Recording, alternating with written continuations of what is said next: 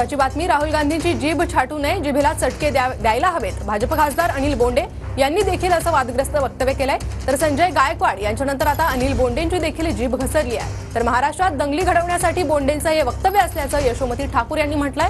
बोंडेंना फडणवीस प्रवृत्त करत असल्याचा आरोप यशोमती ठाकूर यांच्याकडून करण्यात आला आहे।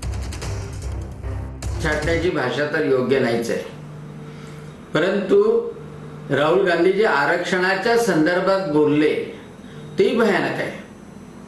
आणि त्याच्यामुळे असं जर विपरीत कोणी बोलत असेल, परदेशात जाऊन वात्रटासारखं बोलत असेल तर जीभ छाटू नये, पण जिभेला चटके मात्र दिले पाहिजे।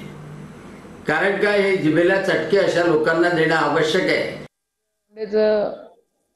संतुलन बिघडलेलं आहे। मेंटल हॉस्पिटलमध्ये त्यांनी भरती झालं पाहिजे। याला महाराष्ट्रामध्ये आणि अमरावतीमध्ये दंगल घडवायची आहे म्हणून हे असे वक्तव्य करतोय।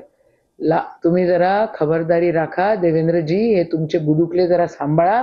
तुम्ही फेक नरेटिव्हचे बादशाह आहात आणि तुमचे हे जे कोण चमचे गिमचे आहेत यांना पण तुम्ही सांभाळा। तुम्ही प्रवृत्त करता, महाराष्ट्र तुम्हाला माफ करणार नाही।